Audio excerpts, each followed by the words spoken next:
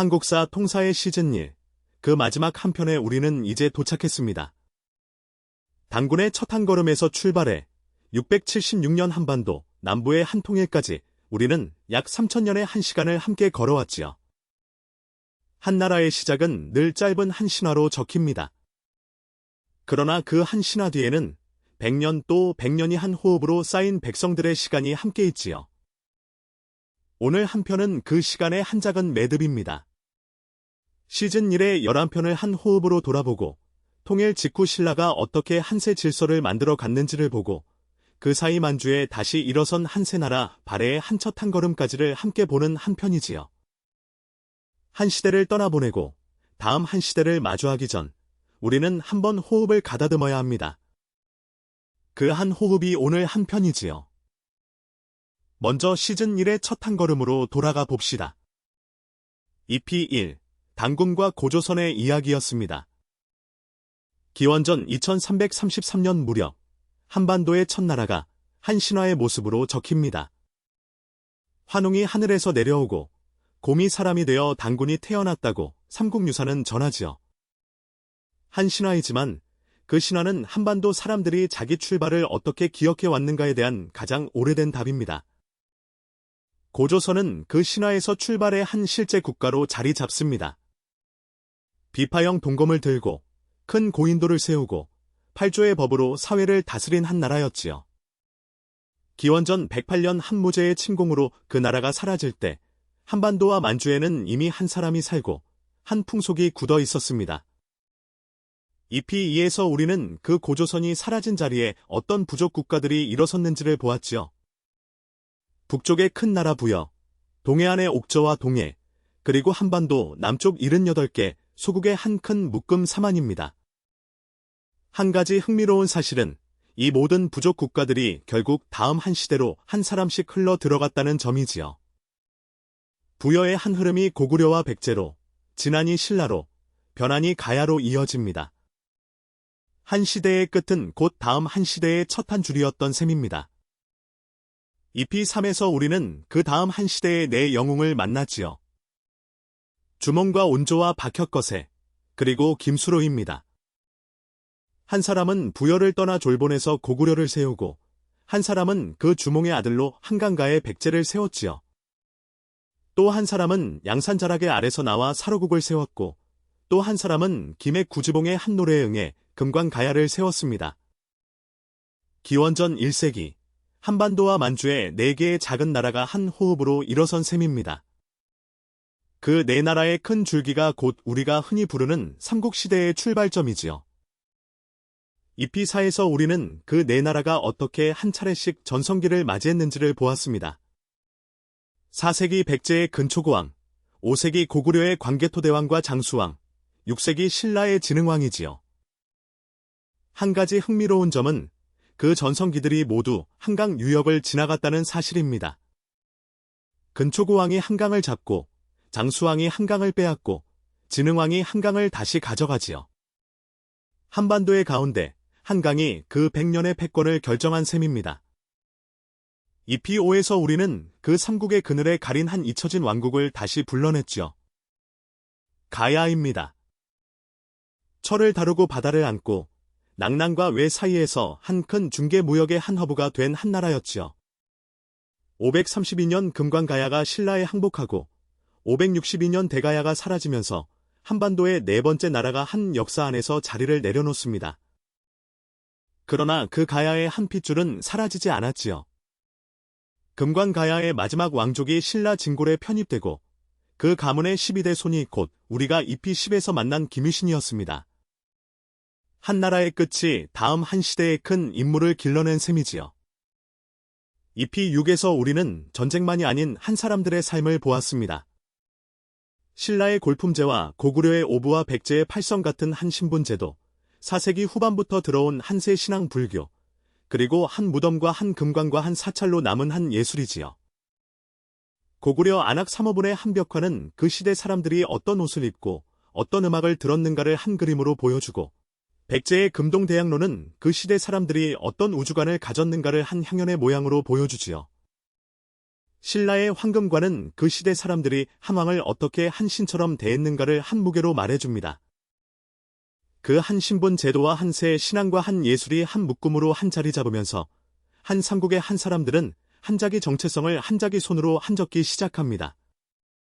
한 시대의 한 골격은 결국 한 사람들의 한 삶의 모양으로 굳어졌지요. EP7에서 우리는 동아시아 최대의 한 방어전을 함께 보았지요. 612년 살수에서 을지문덕이 수양제에 30만 별동대를 거해 전멸시킨 살수대첩, 그리고 645년 안시성에서 양만춘이 당태종의 친정군을 두 달이나 막아낸 안시성 전투입니다. 그 두 번의 큰 방어전이 동아시아 한거대, 제국 두 곳을 흔든 셈입니다. 수나라는 살수의 한 패전을 큰 원인으로 사실상 무너졌고, 당나라는 안시성의 한 좌절을 한 평생의 한 후회로 남겼지요. EP8에서 우리는 그 두 번의 방어전 이후 한반도의 첩고대국이 어떻게 무너졌는가를 보았습니다. 660년 백제의 멸망이지요. 황산벌에서 오천의 결사대로 오만의 신라군을 4번이나 막아낸 한 계백, 일부러 적진에 2번 뛰어들어 죽은 한 화랑관창, 그리고 사비성 함락 한 자리에서 당 소정방에게 술잔을 따른 한 의자왕. 700년 사직이 한 달여 사이에 사라진 한 장면이었지요. EP9에서 우리는 그 백제의 끝에서 8년 뒤 또 한 거대국이 무너진 한 장면을 보았습니다. 668년 고구려의 멸망이지요. 한 가지 묘한 사실은 한 거대국이 한적국에 무너진 것이 아니라 한 형제들의 한 내분에 무너졌다는 점입니다. 영계소문 사부 그 세 아들이 한 권력을 두고 다투었고 장남 연남생이 결국 땅에 한 항복하면서 700년 한 제국이 사라진 셈이지요. EP10에서 우리는 그 두 번의 멸망을 만든 한 나라, 신라의 36년을 보았습니다.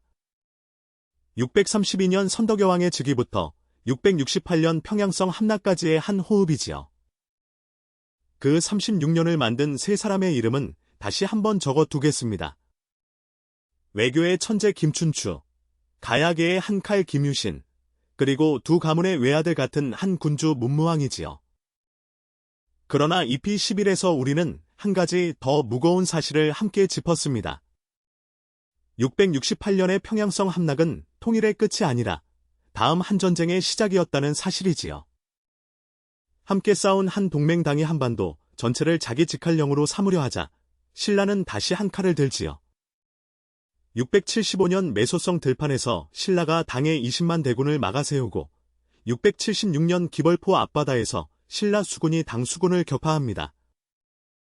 그 7년의 한 전쟁 끝에서야 신라는 비로소 대동강 이남을 자기 영토로 확정받게 됩니다. 한반도 첫 통일의 진짜 마지막 한 줄이 그렇게 적힌 셈이지요. 여기까지가 시즌 1의 11편입니다. 한 신화에서 한 통일까지 약 3000년의 시간을 우리는 11편의 한 호흡으로 함께 걸었지요.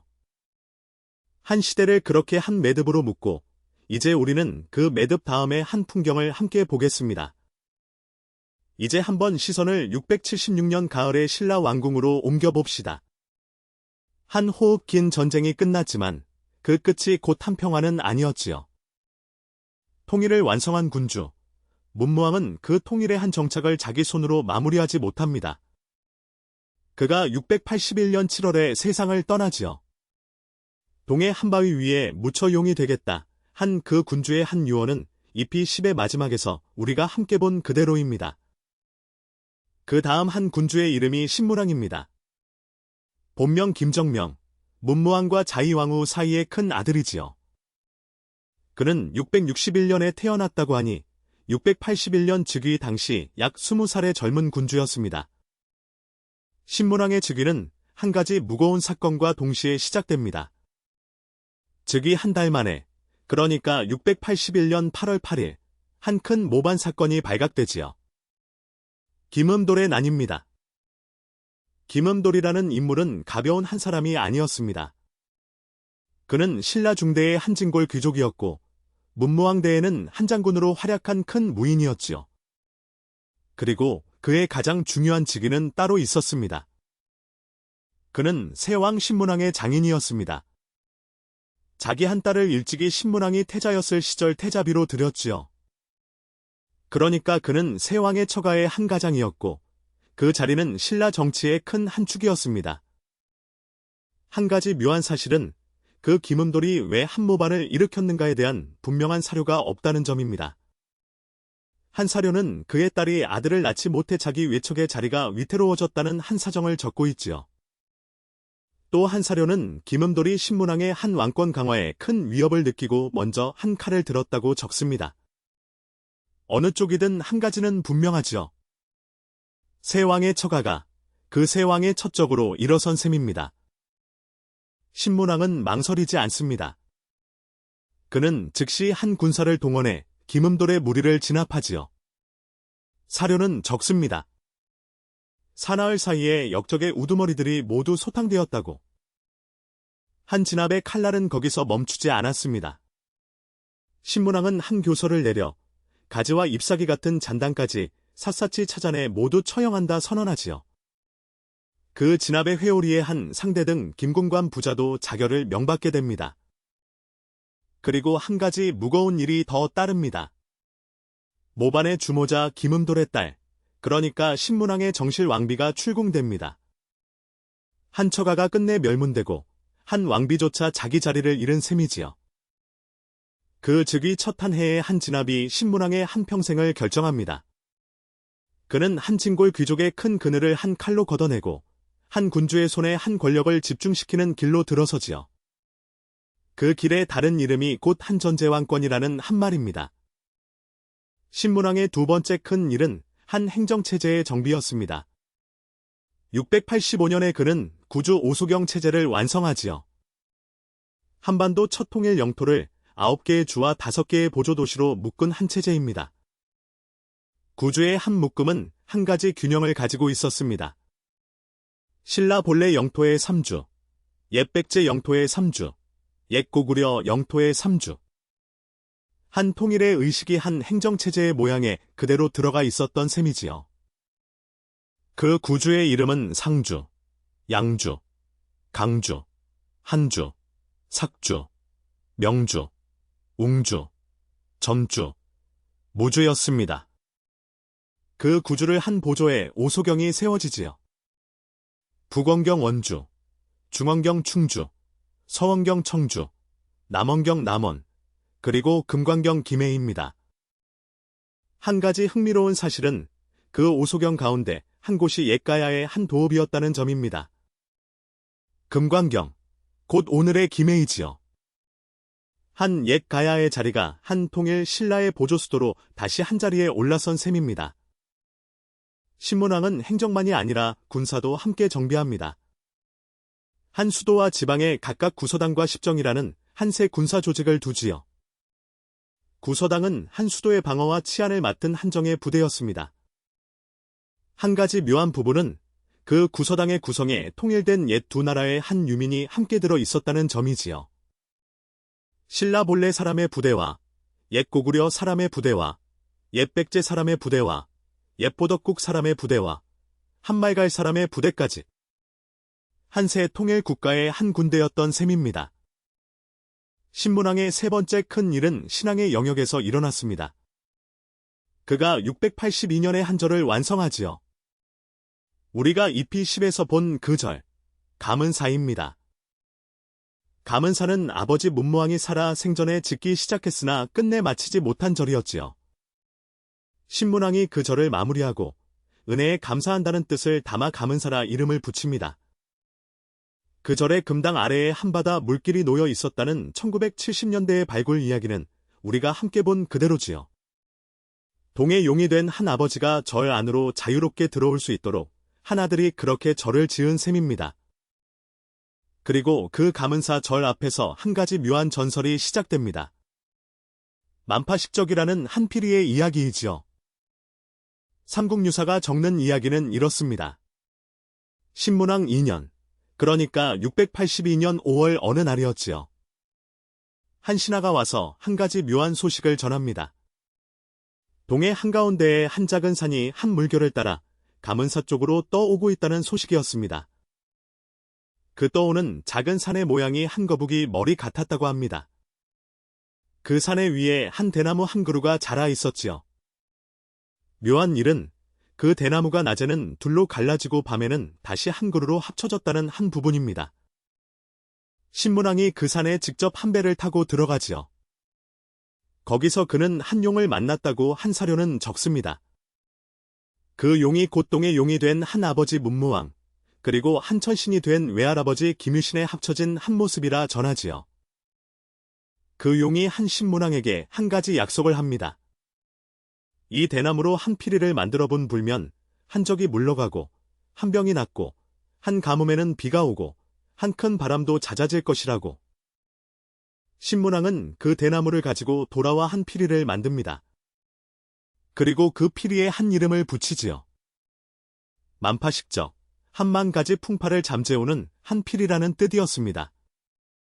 한 가지 후대의 해석은 이렇습니다. 그 피리의 한 전설은 즉위 직후 김음돌의 난을 막 넘긴 한 군주가 자기 정통성을 한 신앙의 언어로 다시 한번 못 박은 한 장치였다는 해석이지요. 한 아버지 문무왕과 한 외할아버지 김유신, 그러니까 통일의 두 큰 영웅이 동해 한가운데에서 함께 한 피리를 아들에게 내어준다는 한 줄거리. 새 군주의 정통성을 그보다 더 무겁게 적을 방법은 없었던 셈입니다. 신문왕의 네 번째 큰 일은 곧 가장 무거운 한 걸음이었습니다. 한 토지 제도의 큰 손질이지요. 그는 687년 5월에 한 새 제도를 도입합니다. 관료전이라는 제도이지요. 한 관직의 높낮이에 따라 한 일정한 면적의 농지를 한 관리에게 지급하는 한 제도였습니다. 한 가지 결정적인 부분은 그 관료전이 한 농지의 세금을 거두는 권한만 주고 그 농지에 사는 사람들을 부리는 권한은 주지 않았다는 점이지요. 그리고 두 해 뒤인 689년 1월, 그는 마지막 한 칼을 빼듭니다. 한 옛 제도, 노급을 폐지하는 결단이지요. 노급은 한 관리에게 한 고을 자체를 봉지로 내리고 그 고을의 세금과 노동력을 함께 쓰게 한 옛 제도였습니다. 한 가지 깊은 의미가 그 폐지에 있었습니다. 한 진골 귀족이 한 고을 자체의 사람을 자기 손으로 부릴 수 있던 그 큰 권한이 그 폐지로 사라진 것이지요. 한 군주의 손에 한 토지와 한 사람이 다시 한번 집중된 셈입니다. 그래서 후대의 학자들은 신문왕의 9년을 신라 중대의 한 진정한 출발이라 적기도 하지요. 김음돌의 난을 진압하고 구조 오소경을 정비하고 구서당을 갖추고 관료전을 새로 도입하고 노급을 폐지한 군주의 한 호흡이 그 신라의 한 새 골격을 잡은 셈입니다. 신문왕은 692년 7월에 32세의 젊은 나이로 세상을 떠납니다. 짧은 11년의 재위였지만 그 11년이 통일 신라의 첫 큰 골격을 잡은 한 시간이었지요. 그 다음 한 군주가 효소왕입니다. 신문왕의 큰 아들로 16세에 즉위한 어린 군주였지요. 재위가 10년에 그쳤고 큰 업적은 적지만 그 시기 신라의 외교와 종교가 정착해가는 한 호흡을 보았습니다. 그 다음에 즉위한 군주가 곧 통일 신라의 한 황금기를 만든 인물입니다. 성덕왕이지요. 성덕왕은 702년에 즉위해 737년까지 35년을 재위합니다. 신라의 가장 긴 한 군주 가운데 한 사람이었지요. 그 길이의 재위는 한안정의 다른 이름이기도 했습니다. 성덕왕대에 가장 큰 한 외교 사건이 있습니다. 신라가 당과 다시 한 정식 화친에 도달한 시기였지요. 676년의 한 나당 전쟁의 끝에서 신라와 당의 관계는 사실상 한 단절에 가까웠습니다. 그 단절의 끝이 8세기 초반에 다시 풀리지요. 706년 무렵 신라는 당과 정식 사신 교환을 다시 시작합니다. 30년 만의 화친이었지요. 그 화친의 한 정점이 729년 무렵의 발해 토벌 요청이었습니다. 발해의 무왕이 산둥의 등주를 공격한 사건이 있었지요. 당은 그 발해를 견제하기 위해 신라의 군사를 요청합니다. 신라는 그 요청에 응하지요. 그 협력의 보답으로 당 현종은 신라에 한 가지 큰 선물을 내립니다. 735년 신라의 청에 응해 폐강 이남, 그러니까 오늘의 대동강 이남의 영토를 신라에 공식 사여한다는 한 조서를 내린 것이지요. 한 가지 깊은 의미가 그 조서에 있었습니다. 676년 나당 전쟁의 끝에서 사실상 신라의 영토로 확정된 대동강 이남이 그 시점에서 비로소 한당의 정식 공인을 받은 셈이지요. 그러니까 한반도 첫 통일의 영토 확정은 두 단계로 이루어진 셈입니다. 군사적 확정이 676년, 외교적 공인이 735년이었지요. 성덕왕대의 신라는 그 안정 위에서 한 거대한 사업들을 펼칩니다. 사찰의 건립이 그 한 가지였지요. 황복사와 감산사 같은 큰 절들이 그 시기에 세워집니다. 그러나 성덕왕대의 가장 큰 유산은 한 절의 한 종이었습니다. 그 종이 곧 우리가 흔히 에밀레종이라 부르는 한 큰 종이지요. 정식 이름은 성덕대왕 신종입니다. 성덕왕의 명복을 빌기 위해 그의 아들 경덕왕대의 주조가 시작되어 손자 해공왕대인 771년에 완성된 한 큰 종이지요. 그 종의 무게가 약 18.9톤, 높이가 약 3.66m에 이른다 합니다. 한국 역사 가운데 가장 큰 청동 종이지요. 통일 신라 황금기의 가장 무거운 한 표상이 곧 그 종입니다. 성덕왕은 737년에 세상을 떠나고 그 아들 효성왕이 짧게 재위합니다. 그 효성왕이 742년에 세상을 떠나면서 한자리에 오른 인물이 있습니다. 경덕왕이지요. 경덕왕은 742년부터 765년까지 23년을 재위합니다. 그 시기가 흔히 신라 황금기의 한 절정이라 불리지요. 경덕왕대의 가장 두드러진 정책 한 가지가 곧 한화 정책입니다. 신라의 관직과 지명을 한자식 중국식 이름으로 일제히 바꾼 한 정책이지요. 한 가지 흥미로운 사실은 그 한화 정책이 다음 한 군주 해공왕대에 일부 다시 옛 이름으로 환원된다는 점이지요. 한 큰 개혁이 한 차례 흔들린 셈입니다. 그러나 그 흔들림에도 큰 흐름은 그대로 유지됩니다. 경덕왕대의 가장 큰 문화적 유산은 두 큰 절의 시작에 있습니다. 우리가 흔히 한 묶음으로 부르는 두 이름, 불국사와 석굴암이지요. 그 두 절의 발원자는 한 인물이었습니다. 김대성이라는 증골 귀족이지요. 그는 경덕왕대의 큰 관료로 한 중시까지 지낸 인물이었습니다. 삼국유사의 전승은 김대성의 발언을 한 효심의 이야기로 적습니다. 그가 자기 현세의 부모를 위해 불국사를, 자기 전생의 부모를 위해 석굴암을 지었다는 한 줄거리이지요. 한 가지 깊은 사실은 김대성이 그 두 절을 자기 한 사제로 시작했다는 점입니다.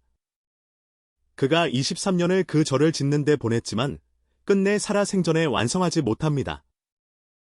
그 두 절은 김대성의 사후, 신라 왕실이 이어 짓습니다. 결국 약 23년의 작업 끝에 751년에 시작해서 774년 해공왕대의 한 완성에 이르지요. 그래서 우리가 흔히 불국사와 석굴암을 경덕왕대의 유산이라 부르지만 사실 그 두 절은 통일 신라 황금기의 한 마지막 한 빛이기도 한 셈이지요. 이제 한번 시선을 한반도, 남쪽에서 만주 쪽으로 옮겨봅시다. 신라의 정착이 진행되고 있던 그 시각, 만주의 옛 고구려 영토에서 한세 나라가 일어서지요. 668년 평양성이 함락된 그 자리에서 한반도 북부와 만주의 옛 고구려 사람들의 운명은 한 갈래로 갈렸습니다. 한 일부는 그 자리에 남았고, 한 일부는 신라 남쪽으로 망명했고, 또 한 일부는 당으로 강제 이주됩니다. 그 당으로 강제 이주된 사람들 가운데 큰 무리가 영주, 그러니까 오늘의 요녕성 조양 부근으로 옮겨집니다. 한 옛 적국의 백성을 한 당 변경의 한 도시에 모아두는 옛 통치 방식이었지요. 그 영주의 옛 고구려, 유민 사이에 한 인물이 있었습니다. 걸걸중상이라는 한 사람이지요.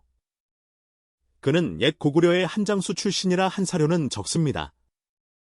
그러나 한 다른 사료는 그를 한말갈 추장이라 적기도 하지요. 그 출신을 둘러싼 해석의 차이가 곧 다음 한 큰 논쟁의 첫 한 줄이 됩니다. 발해의 정체성을 둘러싼 한국 학계와 중국 학계의 한 큰 견해 차이이지요. 걸걸중상에게는 아들 두 명이 있었습니다. 큰 아들이 곧 우리가 잘 아는 인물, 대조영이지요. 작은 아들은 대야발입니다. 696년의 한 사건이 모든 흐름을 바꿉니다. 영주에서 한거란 추장 이진충이 큰 한반란을 일으키지요. 당의 동북 변경이 한 큰 혼란에 빠집니다. 그 혼란의 한 틈을 걸걸중상과 그의 동지 걸사비우가 잡습니다. 그들은 영주의 옛 고구려, 유민과 옛말갈 사람들을 함께 이끌고 동쪽으로 탈출하지요. 옛 고구려 영토 쪽으로의 큰 이동이었습니다. 당은 가만히 두지 않았습니다. 한 추격대를 보내지요. 그 추격대를 이끈 한 인물이 거란 출신 옥검이 대장군 이해고였습니다. 한 추격은 길었습니다. 그 추격의 한가운데 걸걸중상이 세상을 떠납니다.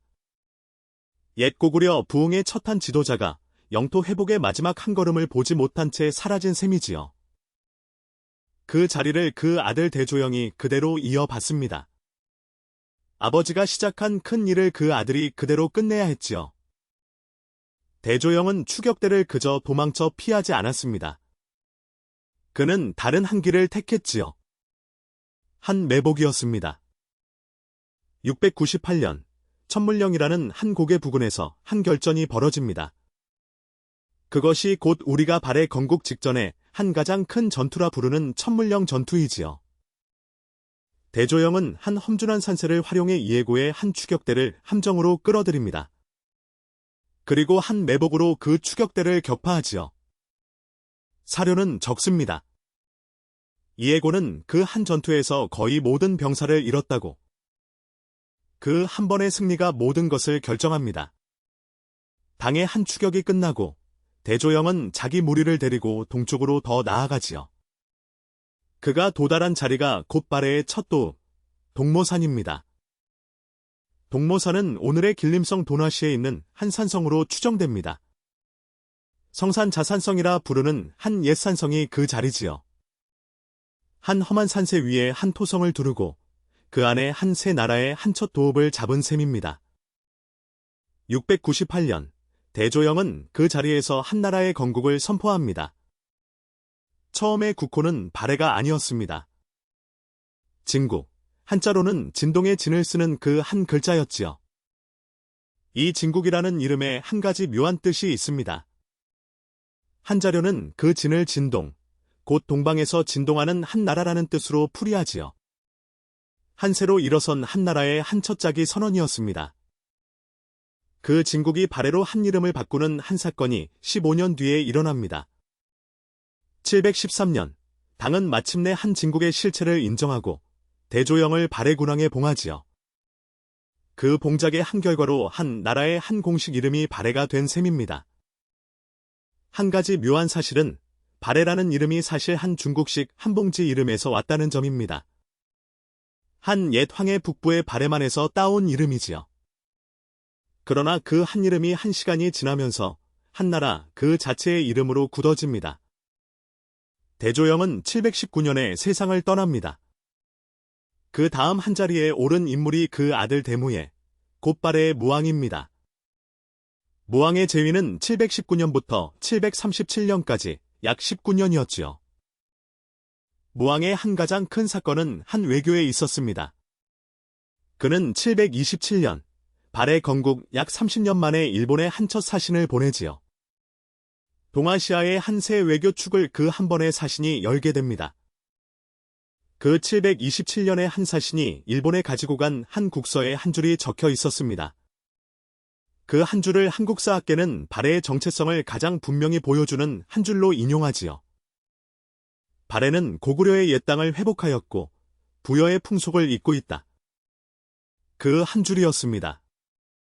한 세 나라가 한 옛 두 나라, 곧 고구려와 부여의 한 계승자임을 한 외교 문서 위에 한 분명히 적은 셈이지요. 더 묘한 사실이 있습니다. 그 무왕은 자기를 단순히 발해국왕이 아니라 고려국왕이라 칭했다는 한 점이지요.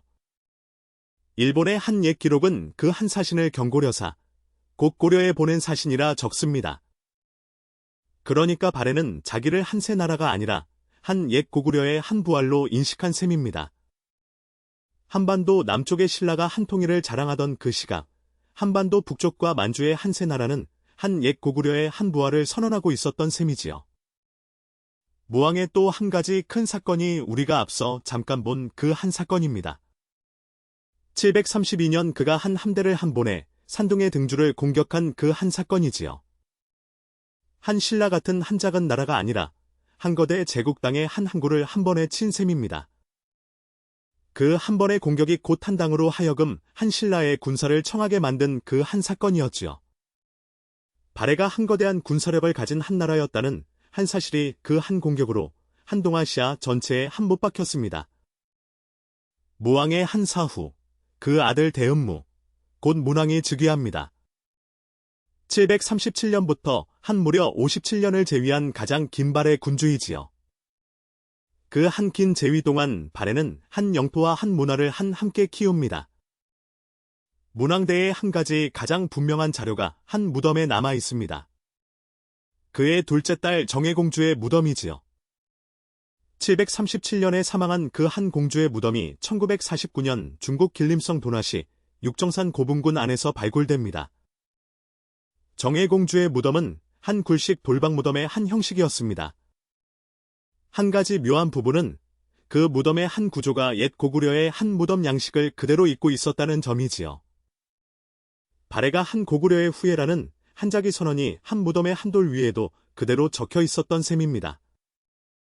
그리고 한 더 묘한 무덤이 한 더 있습니다.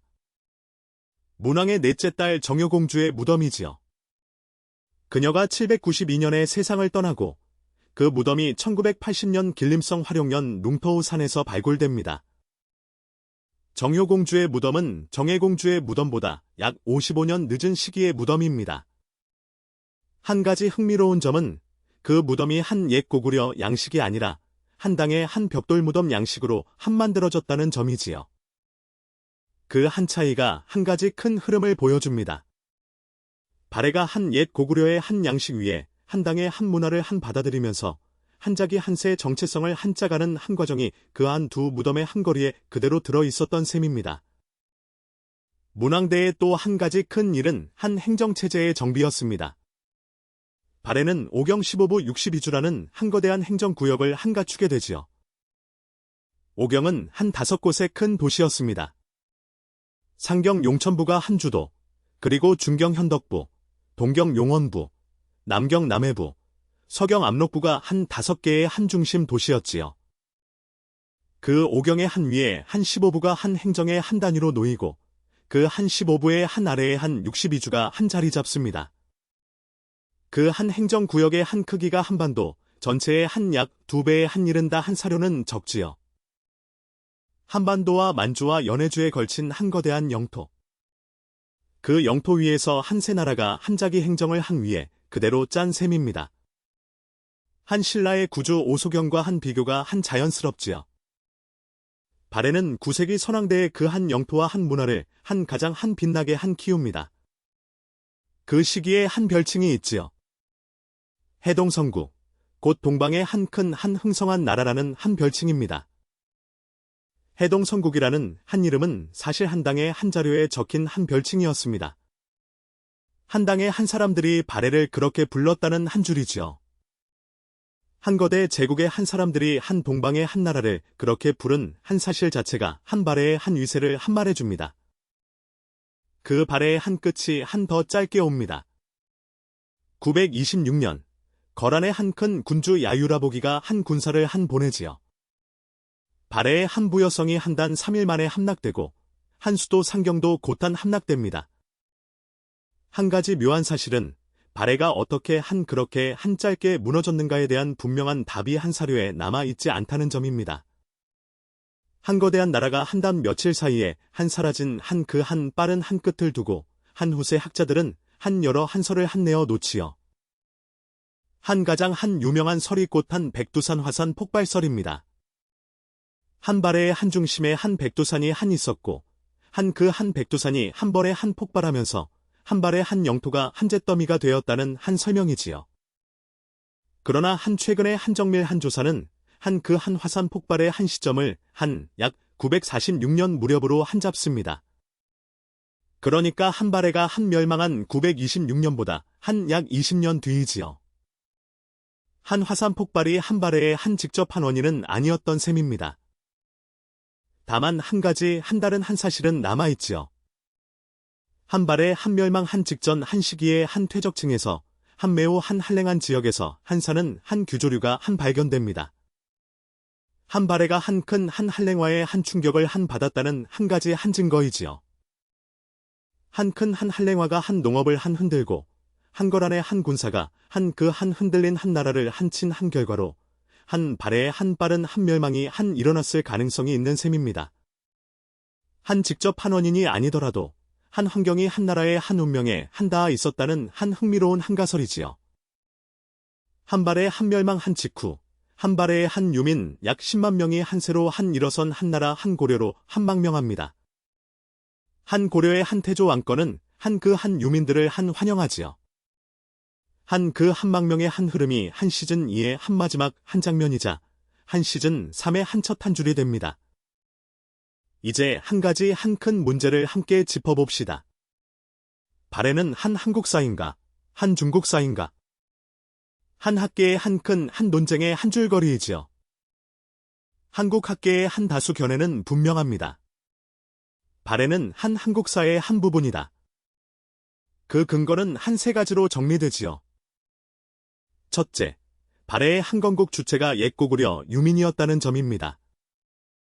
대조영이 옛 고구려 장수의 한 아들이었고 그 한 무리의 핵심이 옛 고구려 사람들이었다는 한 사실이지요. 둘째, 발해 스스로가 자기를 옛 고구려의 후예로 인식했다는 점입니다. 727년 무왕의 한 국서가 그것을 분명히 적었고 그 뒤로도 발해 군주가 자기를 고려국왕이라 칭했다는 한 사실이지요. 셋째, 발해의 한 영토가 옛 고구려의 한 영토와 대부분 겹쳤다는 점입니다. 만주와 연해주와 한반도 북부, 그러니까 옛 고구려의 한 핵심 영토 위에 발해가 한 자리 잡았던 셈이지요. 반대편에는 한 중국 학계의 한 다른 견해가 있습니다. 발해는 한 중국 변방의 한 소수 민족 국가일 뿐이라는 견해이지요. 그 근거의 한 가지가 곧 한 발해의 한 백성 다수가 한 말갈 사람이었다는 한 사실입니다. 이 한 두 견해는 한 동북공정이라는 한 큰 한 학문 외교 논쟁의 한 핵심에 한 자리합니다. 어느 한쪽이 한 절대적으로 한 옳다고 한 단정하기는 한 어렵지요. 다만 한 가지는 한 분명합니다. 발해 스스로가 한 자기를 한 고구려의 한 부활로 한 적었다는 한 사실, 그 한 줄거리는 한 발해의 한 자기 선언이라는 한 점에서 한 가장 한 무거운 한 근거가 됩니다. 한 자기를 한 자기가 한 어떻게 한 부르는가, 그 한 가지가 한 정체성의 한 가장 한 단단한 줄이지요. 이제 한 가지 더 묘한 사실로 옮겨가 봅시다. 한 신라의 한 통일과 한 발해의 한 건국이 한 시간의 한 차이를 두고 한 동시에 한 일어났다는 한 사실이지요. 676년 매소성과 기벌포의 한 두 전투로 한 신라의 통일이 한 군사적으로 완성되고 698년 천물령의 한 전투로 한 발해의 건국이 한 시작됩니다. 한 두 사건의 한 시간 차이가 한 22년에 불과하지요. 그러니까 한 신라가 한 한반도, 남부의 한 통일을 한 완성한 그 한 같은 한 세대 안에 한반도 북부와 만주의 옛 고구려 영토에서 한 세 나라가 한 일어선 셈입니다. 한 한반도의 한 시대가 한 두 갈래로 한 갈라진 셈이지요. 이 한 두 갈래의 한 시대를 한 어떻게 한 부를 것인가? 한 후세의 한 학자들이 한동안 한 고민한 문제였습니다.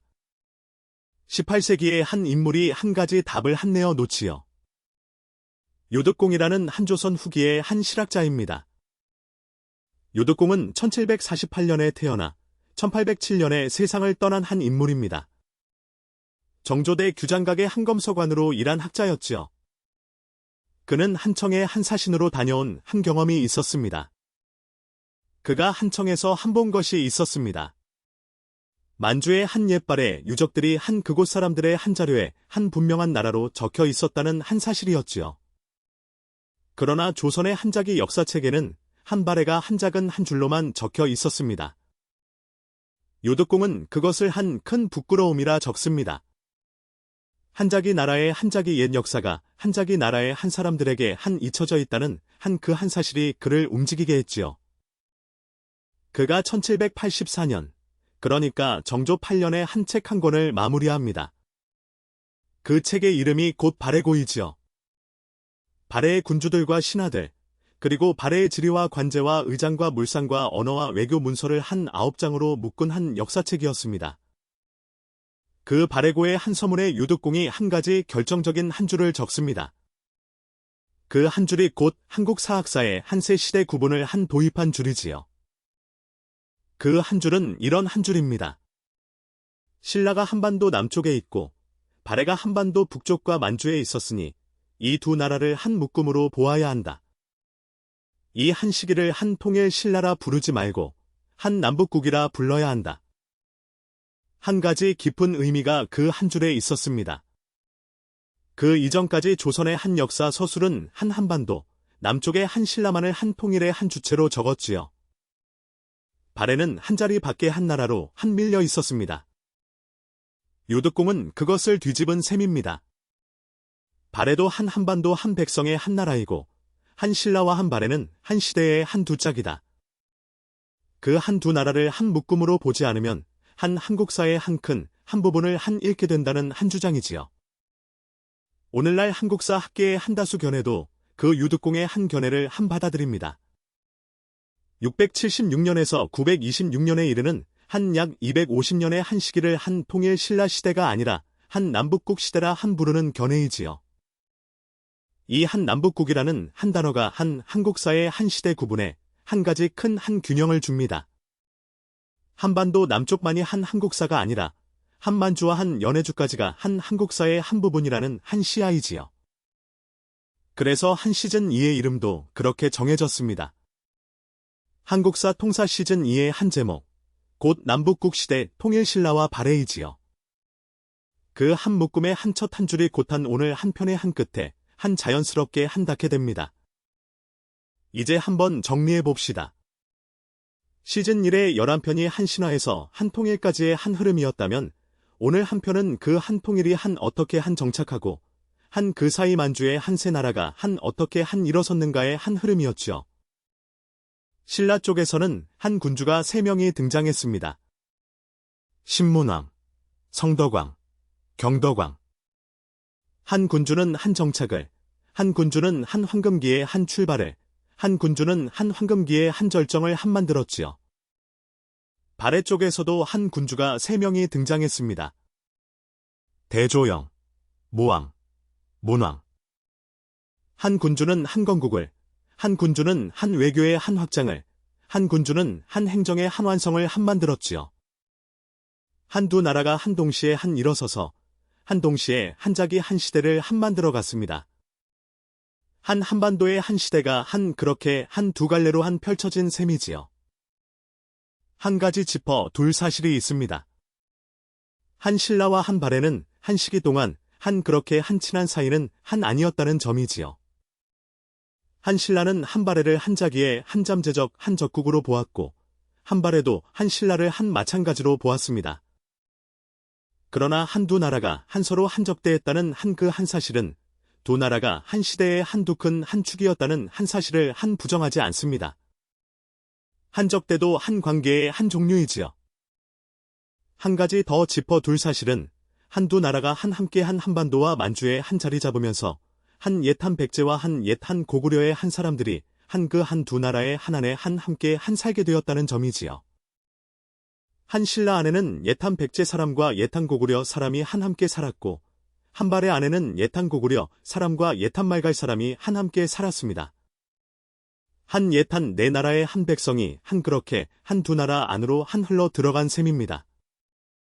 한 가지 더 묘한 사실은 한 신라의 구서당 안에 한 옛 한 고구려와 한 옛 한 백제와 한 옛 한 말갈의 한 군대까지 한 모두 한 함께 들어 있었다는 한 점입니다. 한 작은 한 군대 한 안에 한 옛 한 한반도의 한 모든 한 백성이 한 함께 있었던 셈이지요.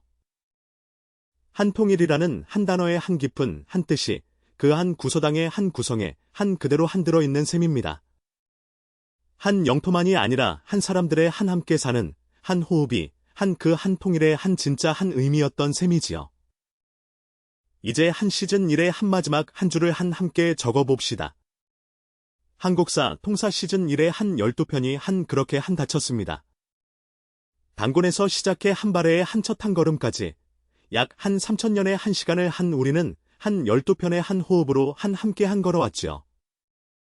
한 가지 한 약속을 한 미리 한 드리겠습니다. 다음 한 시즌, 곧 시즌 2의 한 첫 한 편에서 우리는 한 다시 한 신라 쪽으로 한 돌아갑니다. 신문왕 이후에 한 신라가 한 어떻게 한 황금기를 보내고 한 어떻게 한 흔들렸는가를 한 자세히 보게 되지요. 시즌 2에서 우리는 한 세 인물들을 한 만나게 됩니다. 한 신라, 한 불교의 한 두큰, 한 인물 원효와 의상, 한 인도까지 한 다녀온 한 승려 해초, 한 동아시아 바다의 한 큰 한 상인 장보고. 그 한 인물들의 한 이야기가 한 시즌 2의 한 줄거리이지요. 그리고 한 발의 쪽에서도 한 더 많은 한 이야기가 한 기다리고 있습니다. 한 무왕의 한 외교 한 더 자세히, 한 문왕의 한 행정 한 더 자세히, 한 9세기 선왕대의 한 해동성국 한 그 시기의 한 풍경, 그리고 한 926년 한 멸망과 한 그 한 유민들의 한 망명까지. 한 신라 쪽에서는 한 8세기 후반의 한 큰 한 흔들림이 한 기다립니다. 해공왕대의 한 큰 한 모방과 한 사망, 한 그 한 뒤로 한 신라 한 무열왕계의 한 130년의 한 끝이 한 옵니다. 한 그 한 자리에 한 원성왕계가 한 새로 들어서지요. 한 신라 한 하대의 한 시작입니다. 그리고 한 9세기 한 신라에는 한 큰 농민봉기가 한 일어납니다. 한 진성여왕대의 한 큰 한 흔들림, 그리고 한 그 끝에서 한 일어선 한 두 인물 한 견훤과 한 궁예, 한 그 한 두 사람이 한 곳 한 후삼국, 한 분열의 한 첫 한 줄이 됩니다. 한 그 후삼국이 한 다시 한 묶음으로 한 모이는 한 사건이 한 시즌 3의 한 첫 한 줄이지요. 한 왕건이 한 후삼국 한 통일, 곧 한 고려의 한 건국입니다. 한 발의 한 유민이 한 그 한 세 나라로 한 망명에 가는 한 그 한 장면이 한 시즌 2의 한 끝이자 한 시즌 3의 한 첫 한 줄을 한 잇는 한 다리가 되지요. 이제 한 시즌 2를 한 함께 한 닫겠습니다. 12편의 한 호흡을 한 함께 한 걸어주신 한 여러분께 한 진심으로 감사드립니다. 한 신화에서 시작해 한 두 나라의 한 새 출발까지 그 한 약 3000년의 한 시간이 한 작은 한 화면 위에서 한 12편의 한 영상으로 한 펼쳐진 한 셈이지요. 다음 한 시즌, 한 남북국 시대로 우리는 한 곳 다시 한 만나게 됩니다. 한 신라의 한 황금기와 한 발해의 한 해동성국, 그리고 한 그 한 두 나라의 한 흔들림과 한 끝까지, 한 다음 한 호흡에서 한 함께 보지요. 오늘 한 편의 한 끝, 여기까지입니다.